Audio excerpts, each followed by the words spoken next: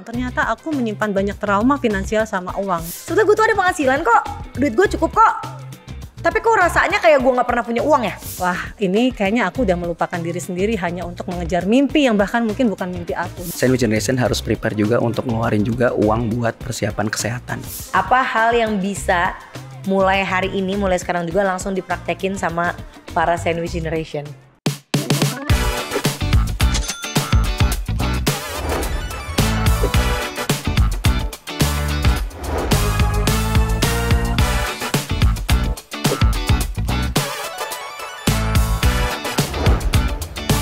Money Language dari Genius. Halo, selamat datang di Money Language Season 2. Boleh tepuk tangannya penonton, terima kasih. Pokoknya ini adalah tempat di mana kita bisa ngulik cerita, curhatan, sampai solusi keuangan dengan cara yang seru deh pokoknya. Kenalin, nama aku Pila yang akan mengambil alih dulu podcast ini di season ini ya. Mario Kaisar, mohon maaf bukannya gue makan temen. Udah lu sibuk jadi pemain film dulu aja ya. Gue dulu jaga rumah sini. Ayo selamat datang di rumah saya yang baru ya. Bisa dibilang ini akan menjadi living room season 2. Dan gue sekarang literally sedang duduk di ruang tamu. Dan siapa tamunya? Kamu tamunya. Selamat datang ya seadanya, nggak masak maaf ya. Santai-santai aja di sini. Jadi kalau misalkan pengen curhat, mau ngeluh, semuanya boleh di sini. Tapi ingat pulang dari sini itu akan ada banyak banget insight dan daging yang bisa bikin hidup tentunya paling penting dompet jadi lebih sehat. Tapi tenang, obrolan kita bakal tetap dibawa seru aja. Dibikin tetap nyentil aja, menohok sampai sukma yang paling dalam ya kalau udah urusan uang. Karena uang itu bukan cuma soal angka, tapi juga soal hidup. Dan di season ini kita bakal bawain tema work, earn, survive, the money guideline for modern workers. Karena realitanya sebagai seorang pekerja itu masih banyak banget tantangannya. Misalnya nih yang pada relate ya, jadi sandwich generation. Belum lagi kalau lo ada keinginan untuk pindah jalur karir, pengen sekolah lagi, dan masih banyak keinginan-keinginan lainnya. Jadi siap-siap buat ngobrol, ngakak, mikir, dapat pencerahan, dan tentunya insight yang bisa lo kantongin, lo bawa pulang. So, are you ready to discover your money language? Let's go! Hai, selamat datang di Money Language, tempat di mana kita bisa ngulik cerita, curhatan, sampai solusi keuangan dengan cara yang seru deh pokoknya. Barengan sama aku, Pila, yang akan menjadi host kamu. Dan seperti yang kita ketahui ya, banyak dari kita nih sekarang jadi penopang di dua sisi. Harus tetap bantu orang tua sambil tetap ngejar dan merangkai hidup sendiri. Tapi gak semua orang tuh bisa menceritakan itu karena takut dibilang kurang berbakti. Maka dari itu hari ini kita akan barengan sama seseorang yang juga adalah seorang penulis, seorang clarity coach yang banyak banget cerita tentang perjalanan hidupnya. Pasti menarik banget untuk kita kulik hari ini ya. Kalau gitu langsung aja kita sambut. Bergabung bersama kita saat ini ada Kak Rahna Putri. Hai. Halo. Wah, thank you. Ramai ya? Rame ya penontonnya ya. Ini udah pada dibagi nasi kotak soalnya. Kalau misalkan gak tepuk tangan nanti berarti pada kagak amanah ya. Kak Rahna, apa kabarnya? Aku baik. Baik ya, sehat Ini alhamdulillah. Baiknya banyak layer ya, baik fisik, finansial alhamdulillah baik Baik juga. Itu penting tahu. Penting. Gimana? Financial aman? Aman. Nah, gitu. iya. Tapi secara mentally juga baik ya? Alhamdulillah lagi Alhamdulillah. baik-baik saja. Iya, menurut aku tuh di top tier penting sih Kak. Benar. Itu harus paling sehat ya. Benar dong. Benar, Kalau amin, mentalnya nggak sehat gimana kerjanya? Nanti Betul. kagak Bagaimana kita berantakan. menjalani hari-hari ini apalagi sebagai sandwich generation. Betul. Atau generasi geprek ya. Ya, generasi geprek. Kak, tapi aku mau tahu dong kapan sih pertama kali kamu merasa atau recognize gitu bahwa oh, gue tuh sandwich generation ya. Boleh ceritain gak sih? Boleh banget. Mungkin agak flashback dulu ya gitu kan. Awalnya aku nggak tahu kalau peran ini tuh ada namanya. Oke. So it was like 15 tahun yang lalu aku merantau ke Jakarta. Dan aku merantau sendirian ya, datang ke Jakarta sendirian. Kemudian bekerja, lalu dapat gaji pertama kali. Nah, Ya saya pikir semua manusia tuh seperti itu ya, ngasih gajinya ke orang tua. Actually template kepala aku juga kayak kamu Ya lagi. kan? Iya. Ya kan? And then ya udah aku deliberately senang hati kok, senang ngasih. Kemudian ya punya gaji kedua terus mulai bingung ini ngasih lagi apa enggak sih? Karena nggak ada aturan baku tapi taunya kan kayak begitu ya gitu kan. So it's running. Dan senang sih, memang senang dan kayaknya aku memang itu nafas aku datang ke Jakarta. Aku datang ke Jakarta merantau itu dengan satu tekad kuat. Aku pengen membahagiakan orang tuaku. Jadi ya gaji ya udahlah nggak apa-apa dong buat mereka. Nah dinamika Jakarta nih, saya bukan pendatang, saya pendatang warga baru ya di Jakarta 15 tahun yang lalu dan ternyata kayak orang itu macam-macam. Saya baru melihat orang itu beragam banget. Ada juga ternyata yang nggak ngasih orang tuanya ya, Bo, gitu Ada. Dan tapi saya baru tahu kayak loh kok kamu nggak ngasih? Enggak, kamu ngasih. Oh, ada ya orang-orang yang tidak ngasih. Jadi aku mulai menyadari bahwa nggak semua orang tuh sama gitu. Pola keuangannya tidak semua orang tuh juga sama jalan hidupnya. Iya. Cuman waktu itu sih aku masih dengan senang hati juga sih berbakti ya, itu sebagai bentuk bakti adalah memberikan uang gitu, Kepada memberikan orang tua. gaji kepada orang tua. Tapi balik lagi itu semua juga terjadi karena nggak ada aturan Nggak ada pakem. aturan, betul. Apalagi yang tertulis tuh nggak ada. Nggak ada ya, semua anak berbakti begitu nggak sih gitu. Mikirnya sih gitu Mikirnya ya. gitu. And then berjalan lalu gajian terus kan ternyata Jakarta juga tidak murah ya Bo ya kan. Mulai deh ini ngaturnya gimana sih, ngasih itu harus berapa sih, apakah semuanya atau 50%, nggak ada aturan-aturan seperti itu. Kemudian juga aku juga ternyata mulai punya kepengenan sendiri nih, nonton konser ya kan. Ya benar-benar. Belum lagi skincare, traveling, terus kayak ini gimana ya, nah mulai kagok nih kecil, bagi-baginya. Dan itu mulai kewalahan dan mulai kebingungan. Bersyukurnya sih aku mungkin juga karena doa orang tua ya, aku diberikan jalan yang mulus secara karir, jadi kayak naik jabatan, kemudian juga aku dapat banyak pekerjaan tambahan yaitu as a content creator. Kayaknya itu juga yang membuat aku nggak masalah deh, yang gaji bisa buat orang tua, aku dari tambahan dari konten. Udah enak jugglingnya nih, tapi itu juga berarti aku harus ambil uang lebih banyak, maksudnya ambil tawaran lebih banyak biar dapat banyak uang supaya aku nggak kebingungan. Iya. That's coming jadi autopilot.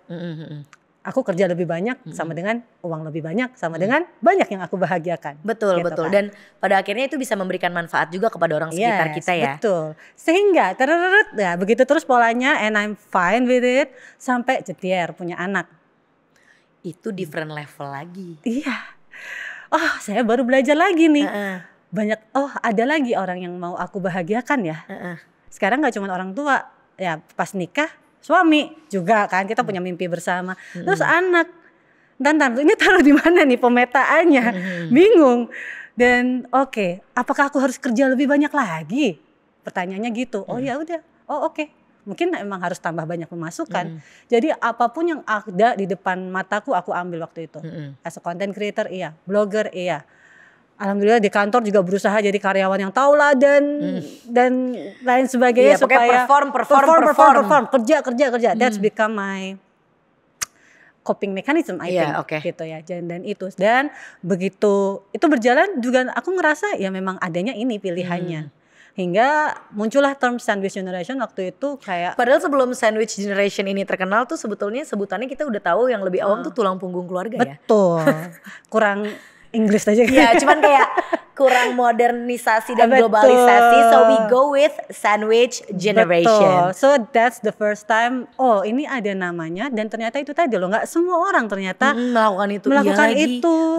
Dan ternyata juga ada orang-orang yang mungkin mereka memilih jalan yang berbeda, bukannya jadi nggak berbakti ya, mungkin mereka memang jadi fokus ke hidupnya sendiri. And that's also fine. Tapi dulu aku nggak tahu, aku dulu ngerasa itu durhaka nggak sih namanya? Kok bisa sih milih gitu? Ya? Kok bisa sih? Padahal kan bisa jadi juga kayak dutracknya banyakkan orang tuanya mah. Bisa jadi juga, dan juga ternyata juga banyak orang tua yang quote unquote toxic juga. Which is ya sebenarnya mungkin juga banyak orang tua yang durhaka sama anaknya. Contoh. Apakah mereka dulu benar-benar menafkahi anaknya? Apakah mereka benar-benar juga dulu berbuat baik kepada anaknya sehingga anak itu jadi nggak jadi investasi gitu. Dan ternyata banyak juga mereka yang meninggalkan orang tua itu yang justru meninggalkan utang. ke anaknya. Iya, ya utang-utangnya siapa utang. gitu Iya, kan. iya. Ya mungkin kalau buat pendidikan oke, gitu ya. Tapi juga banyak yang karena gaya hidup gitu loh. Ya kan. So it's also another level of sandwich generation yang ada di lapangan. Jadi aku masih sangat beruntung karena orang tua aku sangat pengertian. Tapi aku pun dengan orang tua yang pengertian aku juga masih kewalahan gitu. But how about them yang orang tuanya ya beragam, Bo, ya gitu. Bahkan kayak ada yang cuma kayak nyemplungin tapi abis itu gak ngebantuin cariin pelampung. Iya, ya gimana gitu. lah kan kamu dulu kan udah dinafkahin, sekarang kamu kerja dong, adik kamu dinafkahin. Nah itu kan jadi kayak memindahkan tanggung jawab. Iya, Who's the parents here? Iya benar. Gitu. Dan biasanya us left with no choice aja sih. Kayak kalau udah dapet kayak gitu, ya udah deh. Actually we have choices. We do have choices. But Tapi do we apakah have kita the heart? mau? Yeah. Do we have the heart to take that choice? Dan apakah kita memang mau membayar dari keputusan itu, dari pilihan itu? Iya. But I think life is just about the choice. Dan sebenarnya yang aku pelajari jadi sandwich generation ini sebenarnya juga aku mempelajari tentang uang. Ternyata aku menyimpan banyak trauma finansial sama uang dengan peran ini. Sehingga modenya itu give terus gitu ke orang lain. Jadi begitu punya duit itu nggak pernah dirasain kayak dapet gitu ya. Tapi lebih kayak oke, habis ini kesini. Future. Apalagi begitu term sandwich generation ini mulai naik kayaknya lumrah 10 tahun lalu gitu ya atau gimana gitu ya. Kan mulai banyak financial planner juga atau edukasi kita harus cut ini di sini. Nah, itu tuh cut itu juga somehow yes it's awakening but also gua nggak boleh nih meneruskan ini ke anak aku. Jadi aku harus punya dana pensiun. Ngejarnya jadi banyak lagi di antara ada mimpi, ada dana pensiun, rumah, dana pendidikan. Wadidaw, so much. So which mana dulu nih? Nah, itu sih juga jadi sebuah another layer of inner work yang aku lakukan. So what's really important for me sih gitu. Karena dulu pengennya semuanya oke. Dulu pengennya dana pendidikan dapat, pensiun iya. Diri juga nggak babak belur. Kayak wow, is that true what I want? Life choices. Life and choices, yes. Life is full of choices. Cuman kadang yang kita takut itu adalah konsekuensi di balik pilihan. But what if? Ini juga dari perjalanan aku memaknai sandwich generation ya. What if sebenarnya kita tuh jangan takut memilih karena di balik pilihan itu bukan konsekuensi sih. Menurut aku adalah ada ribuan pilihan lain yang terbuka buat kita ketika kita memilih. So don't afraid choosing. Okay, so don't see life choices as consequence that comes behind, but also see that the possibility. There are possibilities and also multiple choices coming after one choice. Karena konsekuensi itu and secara energi ya, secara aku soalnya kan clarity coach and energetic facilitator saat ini kan ya. Energi di balik konsekuensi itu berat banget. Jadi orang takut milih. But what if actually a possibility? What's the possibility with these choices? Posibilitas mana ya kamu? Iya. Oke. Tapi kalau udah konsekuensi udah nggak akan milih. Iya benar karena bawaannya udah ditakut-takutin. Takut. Ya nanti lo berani, nanti lo. Nah, dan itu energi yang menurut aku it's also important untuk tahu kita sukanya yang mana atau capable-nya yang mana. But sometimes it's frightening dan itu yang bikin orang-orang jadi limited dan merasa jadi victim mentality jatuhnya. Nah, victim mentality itu yang agak kurang perlu alias kurpe ya. Tapi aku mau tahu Kak, sebetulnya kamu itu tipe sandwich generation yang mana? Yang ngebiayain orang tua aja atau sama adik juga? Kamu punya adik? Ada adik. Oke. Sama adik juga atau justru sama kayak ponakan juga? Satu kata 7 ponakan, betul. Atau kayak tipe-tipe yang justru jangan sampai jangan-jangan tante om juga, sepupu juga, apa salah satu selebriti itu ya. Nah, tuh dia. Alhamdulillahnya sih enggak gitu ya. Alhamdulillahnya aku hanya menanggung orang tua. Tapi yang aku pikir juga ini adalah bentuk bakti adalah aku menanggung mimpi mereka juga. Gitu. Jadi orang tuaku, singkat cerita orang tuaku tuh arsitek dua-duanya. Tapi nggak pernah punya rumah sendiri. So it's a kind of irony. Oke. Jadi aku merasa untuk membahagiakan mereka harus punya rumah. So that's become my dream sih. Aku adopt itu jadi mimpi aku. Dan aku jadi di antara tadi semua ya, dana pensiun, dana pendidikan, tapi juga mau pingin punya rumah buat mereka, bikin bangun rumah dengan mereka. Ini mulia banget, tapi itu aku nggak ngeliat kapasitas diri. Jadi yang ada adalah aku kerja gitu kan ya. ada apapun kayak udah ambil karena ada juga belief system kalau aku nolak ini kesempatan gak akan datang lagi. Betul. Jangan sampai opportunity knocks but you're never home. Tapi itu juga sebuah belief system yang bikin aku juga jadinya gak ngukur kapasitas diri gitu loh. Okay. Karena semuanya aku ambil. Ini antara maruk apa gimana sih? Iya, atau sebenarnya kayak saking semua dikerjain iya, karena yang penting ada uang di balik itu. Uang di balik itu gitu sih. So that's yang bikin aku jadi merasa wah, ini kayaknya aku udah melupakan diri sendiri hanya untuk mengejar mimpi yang bahkan mungkin bukan mimpi aku. Dan ternyata atau yang mungkin bukan di capacity aku yang sekarang. Maybe later.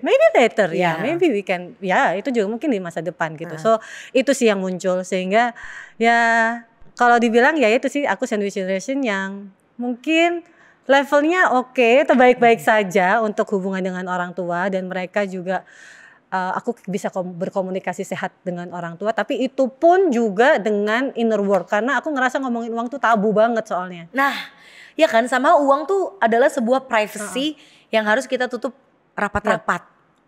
Betul. Dan aku ngerasa kayak cannot sih kayak ngomongin uang kayak orang tua aku tahu aku gaji berapa itu aku nggak ngomongin sama sekali soalnya. Oke. Apalagi kita sebagai sandwich generation ya paling nggak mau tuh kalau kayak orang tua tahu kita lagi susah juga atau kayak kita juga lagi struggle tuh kita kalau sebisa mungkin tuh orang tua nggak perlu tahu.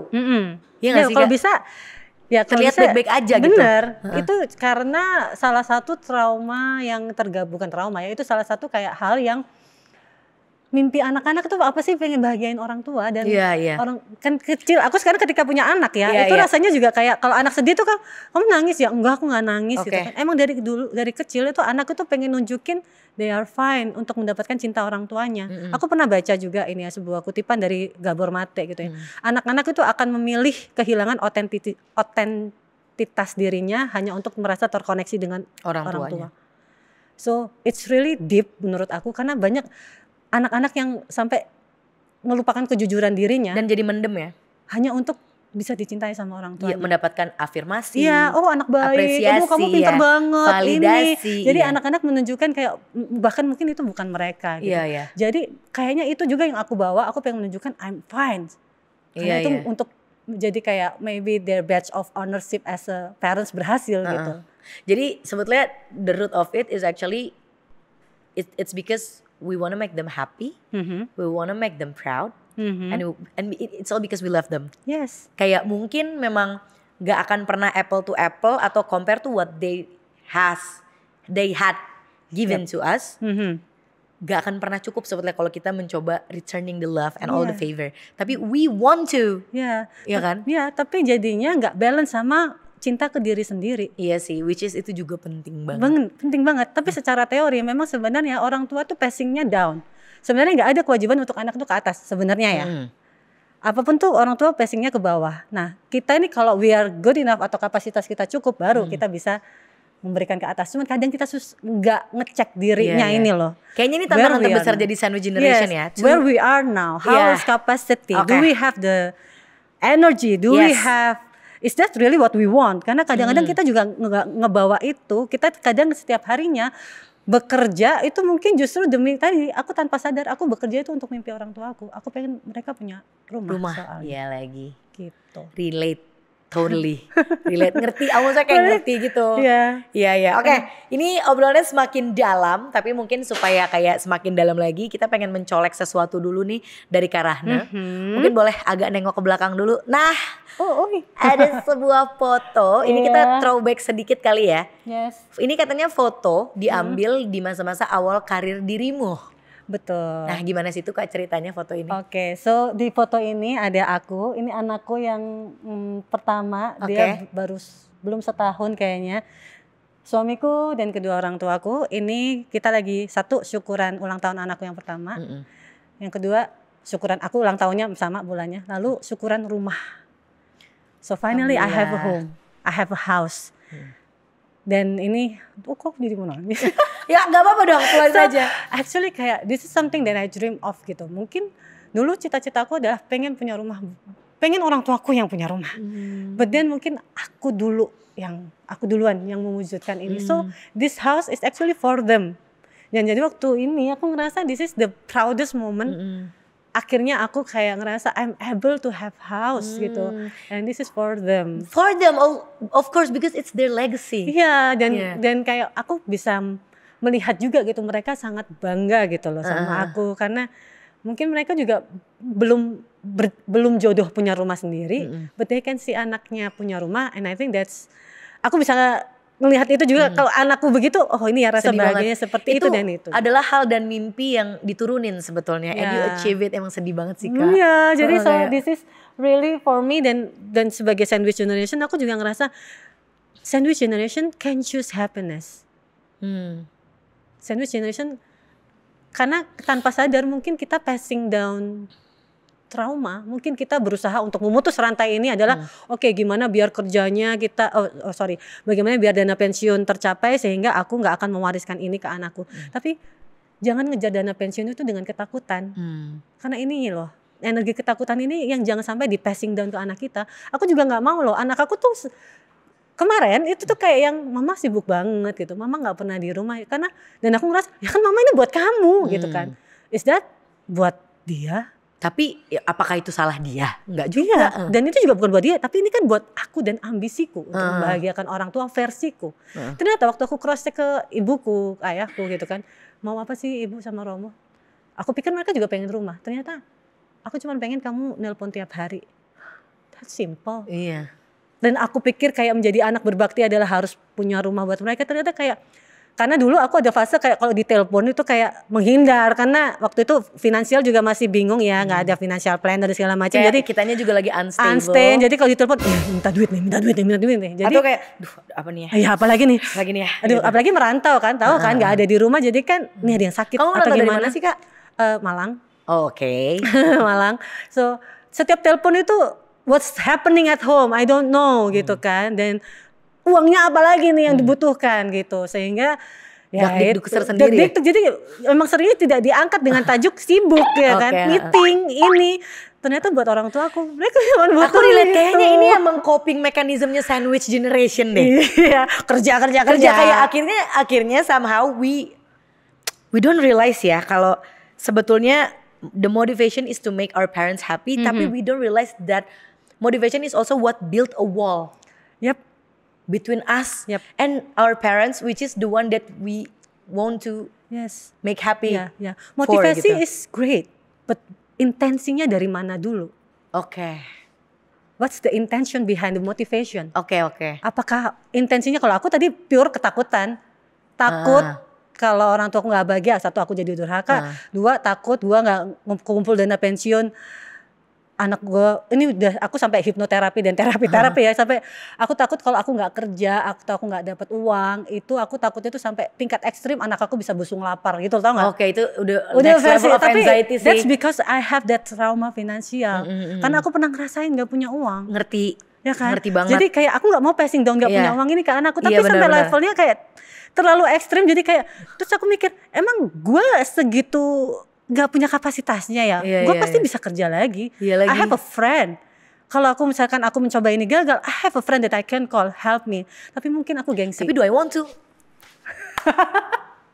Never. Dibantu. Kayak telling you my misery. Yeah. How do you see money now? I see money now as a tools and energy. Okay. Why is it energy? As a tool I get it, but as energy, why? Energi untuk membuatku berkehidupan dengan kebahagiaan. Kalau dulu aku melihat uang panik. Bayangin dapat nerima uang tuh energinya panik. Tapi aku juga tiap tanggal gajian, kenapa ya orang-orang senang? Aku pusing. Of course we are. Mungkin ada trauma finansial. Kayak benar-benar setiap pusing, who hurt you sih Pil? Ya, dan dapat rezeki ya. Gitu. Dan ketika misalkan dapat opportunity besar, nerima duit yang lebih besar, takut juga. Kayak gimana habis ini? Aduh, dibelanja. Terus kalau nerima duit, aduh, dibelanjain lah daripada nanti nggak jadi apa-apa. Itu juga mindset ya, maksudnya kayak mendingan jadi barang lah, jadi barang gitu. Atau kayak nggak usah bawa, dia udah pasti habis, udah punya judgment terhadap uang sendiri. So actually that's a trauma. Yes. I agree, that's a trauma. And I believe that the body keep the scores. Yes. Though we try to kayak calming down pikiran kita, hati kita, but our body remembers. Jadi akan tetap memberikan alarm dan sinyal yang sama Yap. sebetulnya if that moment happen again. Ya, so ya dulu aku ngelihat uang ketakutan justru malah. Iya. Gak punya uang takut, gak punya uang juga takut. Gimana Jadi serba ya? salah, Jadi kayak serba salah. Makanya kalau kayak aku ditanya, apa yang lo pikirin kalau dengar kata uang? Serem. Iya kan? Tapi pernah gak ya di tengah semua stres ini ya, kamu Yes. merasa kayak sebetulnya tuh punya nih penghasilan. Dan sebetulnya penghasilan gue ini real ya, real, relevant dan relatable. Because I do feel it too, and maybe teman-teman di rumah juga merasakan ini gitu. Sebetulnya gue tuh ada penghasilan kok, duit gue cukup kok. Tapi kok rasanya kayak gue gak pernah punya uang ya? Padahal ada. Iya. Tapi rasanya kayak ini kok kurang terus ya? Gitu kayak ini kok gitu. Ada gak sih perasaan gitu? Ada banget dan itu ya salah satunya titik ini ya gitu ada. Kemudian juga salah satu titik yang agak cukup momentum banget buat aku adalah 2 tahun yang lalu setelah jadi aku kan merintis karir di Jakarta merantau nih ya. Babat alas orang Jawa bilang, and then I become CMO. Di 2 tahun yang lalu aku berhasil jadi CMO di sebuah Keren startup. banget, bener-bener. Dan buat aku gaji udah kayak, ini bisa nih gue mutus rantai sandwich generation, gue keep in this career aja. Tercapai nih yang kata financial planner gue, dana pensiun harus gini. Oh udah tenang. Tapi setelah aku mendapatkan gaji yang seperti itu, kok gue tetap gak tenang. Kok gue tetap takut. Kok gue tetap pelit sama diri sendiri. Dulu gue berharap gue ada di tahap ini. Now that I'm here, kok gak ada yang berubah ya? Yes. What's wrong with me? Iya, oke. And then itu yang akhirnya aku merasa apa ya ini ya. Lalu aku akhirnya memutuskan resign. So Plot twist. Yes, Itu adalah plot twistnya. Dan karena aku ngerasa kayak oke, aku udah tercapai nih cita-cita aku as a perempuan karir. Kakak mah yang tercapai cita-cita ya, kalau aku lebih ke cita-citata sih. Goyang demam. Velocity. Ya so. Lalu. So ya aku sudah mencapai titik itu. Terus kayak now what's next gitu kan. Bukannya aku tidak bersyukur, aku sangat bersyukur gitu. Tapi aku merasa ada yang hilang. Karena mungkin selama ini aku modenya adalah untuk orang lain terus. So I don't get that fulfillment. Iya. And then I think kayak what is this? Apakah kata orang-orang stabil itu sama dengan gaji? What is this feeling? Gitu ya Kak? I don't like it. Aneh banget, strange banget in this body karena kayak rasanya nggak jadi diri sendiri, setiap hari jadi kayak robot. So aku ngerasa what is this, dan itu sebuah momen untuk aku melihat ke dalam, dan ternyata memang aku butuh menempuh jalur lain, yaitu yang sekarang aku jadi clarity coach and energetic wellness. Ini adalah salah satu cita-cita aku yang aku detach gitu saat aku mengejar ini. Jadi aku mulai mengembalikan kepercayaan pada diriku sendiri bahwa kebahagiaanku penting, uang penting, tapi bagaimana aku tidak sacrificing atau tidak kehilangan diri. Sehingga itu langkah yang kata orang-orang, gila lo, that's such a pivoting atau itu leap of faith tau Kak. Leap of faith ya, tapi aku ngerasa my body feel light doing it. Dan di situ aku ngerasa kestabilan itu bukan tentang gaji, tapi kestabilan itu tentang bagaimana aku percaya sama diri aku bahwa aku mampu nih. And also made peace creating something within myself, however it is. Gak cuma create money, mungkin I create networking, I create relationship, it's also rezeki. Jadi aku mengubah konsep rezeki gak cuma gaji. Karena dulu karena aku juga pakai Excel ya, karena belajar jadi sandwich generation juga belajar finansial pakai sama beberapa financial planner, kan selalu saldo debit kredit gitu kan ya. Dulu tuh pemasukan gaji doang. Now I see different dengan receiving and gifting mindset adalah every day I receive something. Mungkin bukan gaji. I receive kindness, I met you now. Ini adalah bentuk receiving. Aku di make upin tadi, this is receiving. Jadi ketika aku mengubah mindset ke receiving and gifting, receiving aku tuh sehari banyak banget. Kalau dulu cuman pemasukan gaji, terus pengeluaran, cicilan. Jadi your form of journaling juga jadinya beda. switch So ya. it's like a gratitude list. So I celebrate every day and I believe in myself more and more bahwa aku sudah cukup kok. Aku adalah perpanjangan tangan Tuhan. Kita semua adalah perpanjangan tangan Tuhan untuk creating life the way that we want. Yes. Gitu. Slay, keren banget. Sebenarnya obrolan ini sangat seru dan deep, tapi kayaknya kalau dua sandwich generation ini ngobrol berduaan terlalu lama, kita udah jadi kayak dua perempuan tersesat gitu ya. Kayak kita butuh pencerahan nih di tengah kita. Aku pengen menghadirkan satu laki-laki yang mana beliau adalah seorang certified financial planner dari One Shield untuk ngobrol-ngobrol sama kita dan mungkin memberikan penjelasan seputar tadi tuh anxiety kita tentang mungkin kasih clarity aja ya seputar sandwich generation. Kalau gitu langsung aja kita sambut bergabung bersama kita. Ini dia Mas Budi Raharjo.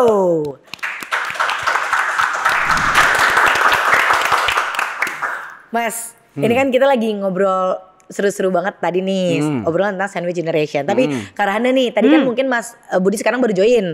Boleh diceritakan lagi ke Mas Budi seputar tadi ada financial trauma. Betul. Nah, boleh diceritain financial traumanya tuh seperti apa dan triggernya apa? Biar mungkin abis ini nih, Mas Budi bisa memberikan pencerahannya. Mumpung nih. Makanya mumpung ada CFP. So, trauma finansial aku tuh yang pertama itu uang tuh rasanya kayak ngomongin uang tabu banget gitu loh Mas. Belum apa-apa udah takut duluan ngomongin uang. Secara badan aja kayak bener. Badan ini merespon gitu. Iya, ngirim SMS atau WhatsApp kayak nggak bisa kayak kayak susah banget gitu ya. Itu. Satu-satu atau langsung aja. Langsung aja udah langsung. Kemudian terus apa-apa tuh jadinya tuh suka milih yang murah Mas. Oke. Apa-apa tuh kalau apa cari diskonan padahal udah tahu tuh nggak akan long last gitu ya. Tapi kayak jadi milihnya selalu yang murahan buat diri sendiri, buat yang anak-anak lebih utama untuk case-nya aku ya sebagai orang tua. Dan jadinya kayak mindset ngelihat uangnya juga sih kayak jadi lebih kayak aduh uang tuh menakutkan, aduh uang tuh ini nerima uang tuh apa gitu ya. Dan dan punya uang kok rasanya bersalah itu tuh Mas. Secara data ini gimana ya Mas, punya uang salah, nggak punya uang salah juga, tapi rasanya takut gitu kalau megang Kalau katanya si Moko di film Satu Kakak Tujuh Keponakan, kok gini banget ya mau mikirin diri sendiri tapi ngerasa bersalah.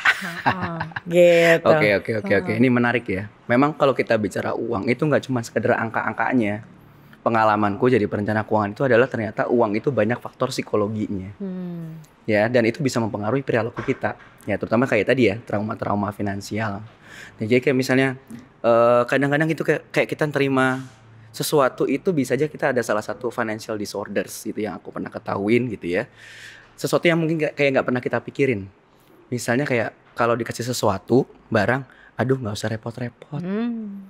Itu kayaknya kayak kita kayak ngerasa aduh aku kayaknya nggak layak ya terima ini gitu kan. Jadi nilainya segini, aku utang budi segini dong gitu. Ya kemudian jadi kayak transaksional. Transaksional gitu. Jadi nggak bener-bener menerima. Itu ternyata salah satu juga financial disorders yang pernah saya tahu ya. Bahkan juga underspending itu juga bisa. Padahal harusnya kan underspending kan adalah filosofinya melakukan perencanaan keuangan, betul nggak? Jadi kan kalau kita underspending itu jadi kalau kita belanja, punya uang nih gitu ya, punya uang, terima gaji dan sebagainya, harusnya jangan dihabisin semuanya. Tapi ini bener-bener underspending yang pokoknya diirit-irit banget gitu ya. Ini sampai ditahan supaya apa sih? Frugal living. Nah, ada perbedaannya gitu ya. Ada perbedaannya antara kalau kita frugal living itu bisa juga kita membeli suatu barang yang bisa give the most valuable things to us. Ada value-nya tetap yang dipertahankan. Iya, Mas gitu. boleh kali ini buat teman-teman di rumah mungkin yang pada belum tahu sebenarnya frugal living itu apa sih frugal living? Oke. Jadi ada istilah gitu ya, namanya disebut sebagai frugal living. Frugal living itu kan pola gaya hidup sederhana. Sederhana itu artinya berarti kan kita beli sesuatu yang memang kita butuhkan, kita perlukan atau sesuatu yang penting buat kita gitu ya. Tapi jangan berlebihan. Kalau kita bicara sama ahlinya gitu ya, ada yang kayak perilaku judi itu juga termasuk, ya salah satu money disorder. Terus kemudian tadi misalnya boros, terlalu berlebihan sampai mengabaikan gitu ya keuangannya dia kayak gimana, itu juga bisa termasuk kategori money disorders. Dan ini sebenarnya bentuk perilaku kita terhadap pengelolaan keuangan ini memang banyak terbentuk dari masa lalu, masih kecil bisa pola asuh. Trauma kehidupan kayak gimana? Belum tentu waktu masih kecil juga. Ada beberapa kasus misalnya kayak ketipu gitu ya? Tipu. Bisa juga ternyata misalnya kayak tadinya dia waktu masih kecil udah diajarin dan diteladani oleh orang tuanya gimana ngatur keuangan yang baik. Udah di sisi-sisi ini kalau terima uang, oke, ini sebagian ditabung, sebagian dibelanjain. Udah terbentuk, sebagian dikasih buat amal sedekah. Udah kebentuk, jadi dia udah terbentuk pola kan. Saat dia menikah ternyata belum tentu punya filosofi keuangan yang sama dengan pasangannya. Lagi. Ya kan? Happens to me. Yang satunya duit jangan diirit-irit gitu kan. Jadi maksudnya apa sih kalau udah duit masuk ke kamu terus kemudian jadi susah keluarnya gitu kan. Malah jadinya jadi timbul perdebatan-perdebatan. Atau kayak gini bisa juga gak sih Mas, kayak misalkan dari kecil biasa enak gitu, tiba-tiba misalkan udah nggak ngerasain enak itu lagi dari keluarga, privilege-nya udah berkurang, jadi kayak berubah, timpang. Nah di situ juga bisa menciptakan financial trauma ya sebetulnya. Bisa juga gitu kan. Dan kalau itu sangat menyakiti ke hatinya, timbul anger ya, rasa marah, takut ya, dan atau mungkin juga jadi merasa bersalah gitu-gitu. Itu bisa merubah perilakunya dia juga. Awalnya dia yang ngatur keuangan dengan baik, tiba-tiba jadi dibalik sama dia. Ya udah deh. Jadi tuh sebetulnya kalau pengen memperbaiki financial trauma, baiknya kita ke financial planner atau kita ke psikolog? Ah, itu benar. Berjalan beriringan ya sih. Itu harus dua-duanya, yang satu ahli kejiwaan. Come to think of it, kayaknya nggak cukup psikolog doang, harus ke financial planner, and goes the same way, nggak cukup ke financial planner aja, tapi juga harus ke psikolog, ya nggak sih? Iya, betul. Yes, it goes to me. Itu aku kayak gitu. Aku paralel banget. Paralel. Jadi awalnya aku gue jadi sandwich generation, gimana supaya nggak melanjutkan ini ke keturunan aku. I call nih this speaks to me in some way sih akhirnya. Nah itu tadi begitu financial planner, oh ya kamu harus begini. Ternyata ada yang belum ketap nih, that's the trauma. Nah ini wilayahnya the therapist. Oke. Jadi memang it's a journey. Speaking of sandwich generation duration, let's say ya. Kalau menurut seorang certified financial planner, sehatnya di masa apa dari tahap hidup manusia tadi kita berhenti menjadi sandwich generation sehatnya? Apakah pada saat kita punya anak kayaknya udah harus berhenti deh alokasinya atau apa? Atau there are still ways? Maksudnya gimana? Sehatnya? Kamu ngerti Mas, tau gak Kak? Kapan kita berhenti menjadi sandwich generation? Peran sandwich generation. Peran jadi sandwich generation. Iya, menurut pandangan certified financial planner. Ya, tadi kan soal keuangannya ya, ngatur keuangannya dan sebagainya. Nah, jadi kalau sebenarnya kita itu kan kita budaya timur ya. Betul. Dan kalau kita bicara sandwich generation itu sebenarnya ada beberapa pola tuh. Ada seorang anak yang mungkin cover orang tuanya karena secara finansial ternyata orang tuanya kurang persiapan waktu pas persiapan pensiun. Ada juga orang tua yang ternyata kebalikannya. Di masa tuanya tidak hanya mengcover kebutuhan dirinya sendiri, tapi juga anak dan cucunya karena ternyata anak dan cucunya juga kurang secara finansial. Jadi sandwich generation itu sangat luas banget. Semua orang yang tadi jadi tulang punggung keluarga itu sandwich generation. Saat dia nggak hanya menanggung dirinya sendiri. Nah jadi kan persiapannya ya. Kapan sih dia akan berhenti? Jadi ya ketika tanggungannya dia udah makin berkurang, hanya mikirin dia sendiri. Jadi at some point kita akan sampai di sana ya, kecuali memang orang-orang di sekitar kita itu secara financial tuh mereka independen atau mandiri. Nah itu yang sulit kan, belum tentu. Bisa aja orang tua, bisa aja saudara ternyata butuh bantuan. Kalau saudara ternyata bisa aja ponakan dan sebagainya. Ya, tapi ya gimana caranya kita biar bisa melepaskan ini? Kita kalau memberi boleh pakai hati, ya. Tetapi waktu pas kita memutuskan berapa yang kita berikan, pakai logika. Jadi niat memberinya lah yang pakai hati, tapi menentukan berapa yang kita beri itu harus pakai otak, tetap harus pakai logika ya. Nah itu makanya harus ada tips dan triknya juga gitu ya, menyiasatinya. Karena keterbatasan kan, sama kayak orang tua waktu pas ternyata kita pengen sesuatu waktu pas kita masih kecil. Kalau orang tua lagi nggak ada, apa yang dia katakan? Nanti ya, bukan nggak sayang kan? Tapi kan dia adalah nanti kalau ada duitnya dibeliin. Nah sekarang kita juga begitu kan, kita juga punya keterbatasan. Nah waktu pas punya keterbatasan maka kita juga bisa aku beri segini dulu.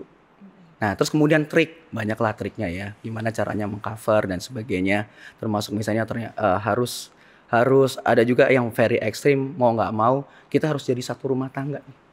Karena kalau belanja 2 rumah, 3 rumah itu bisa pengeluarannya bisa sangat besar gitu kan. Jadi akhirnya digabung jadi satu. Tapi itu kan pasti ada konsekuensinya pasti nggak bisa kita lepasin. Nah di saat seperti itulah kita harusnya bisa makin banyak triknya lah ya untuk itu. Jadi itu tadi paling nggak beri itu boleh pakai hati, tapi waktu pasti harus pakai logika.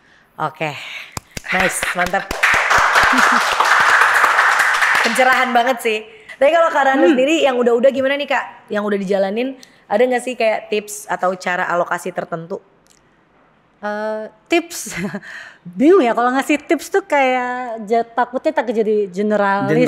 Jadi general padahal setiap orang tadi again punya kapasitas konteks yang berbeda. Tapi buat aku sendiri ya di awal aku memang kayak mengalokasikan kapas gajinya sekian ya mungkin kayak 5% untuk gaji 5 juta.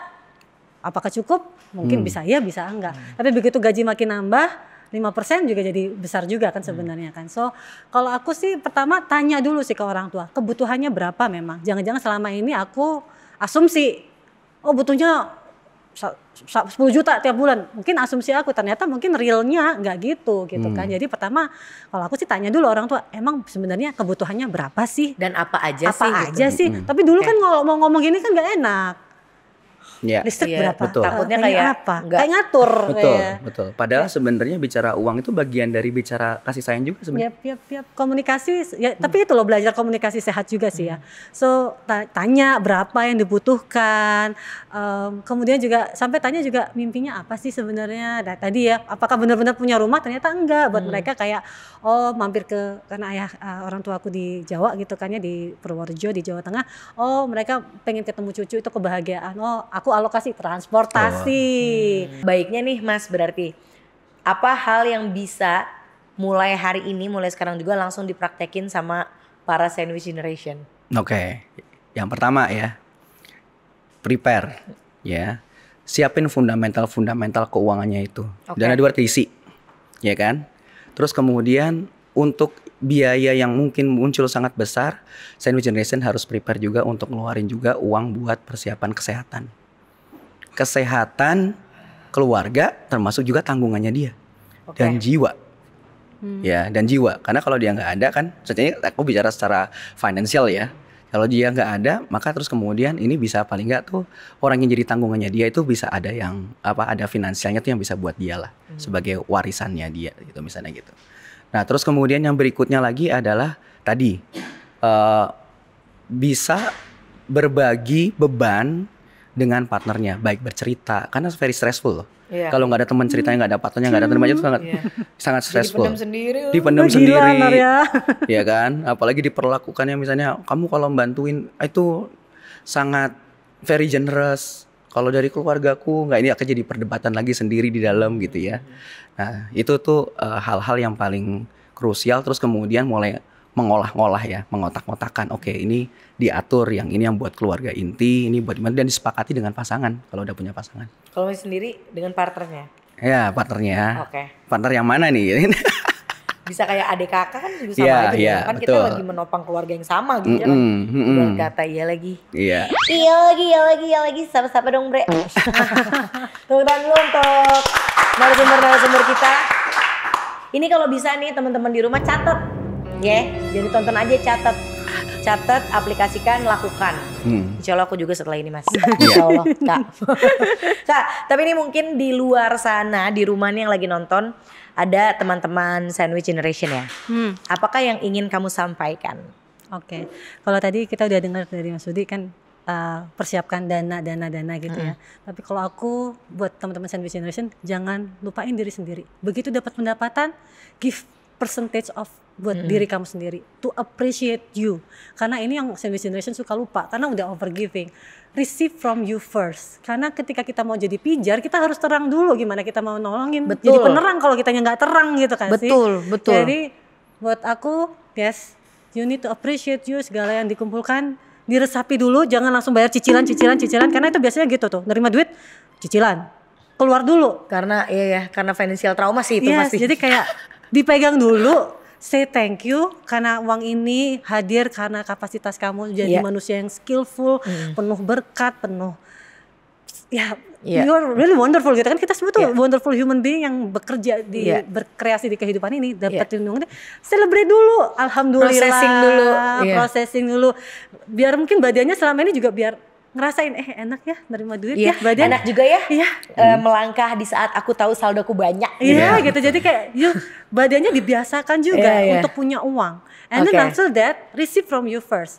Kalau aku 10% aku kasih buat diriku sendiri. Ini uang yang gak aku apa-apain ya.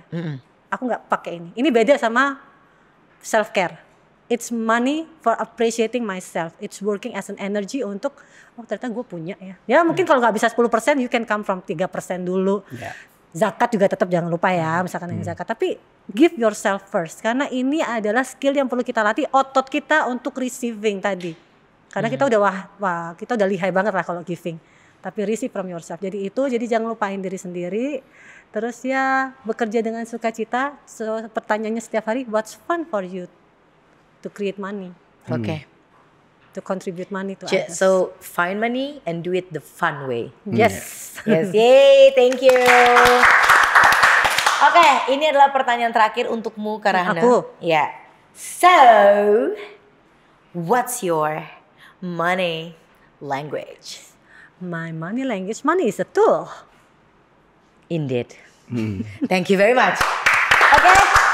Seru banget, episode pertamanya dibuka langsung dengan topik yang kayaknya menohok banyak jiwa ke relung hati yang paling dalam, yaitu sandwich generation. Terima kasih banyak semangat semua sandwich generation di luar sana. And also Karana, thank you very much for sharing. Thank you for inviting me. Everything here. Oh, thank you. Of course, we love to have you here. Terima kasih banyak juga Mas Budi untuk penerangannya. Insya Allah, aku akan coba aplikasikan itu. Sodas teman-teman di rumah dan juga Karana juga ya. Kalau gitu kita akan ketemu lagi di episode-episode selanjutnya dari Money Language. Jadi tonton terus episode selanjutnya. Kalau gitu, Pila bersama dengan Rahna dan juga Budi pamit undur diri. Bye-bye. Bye.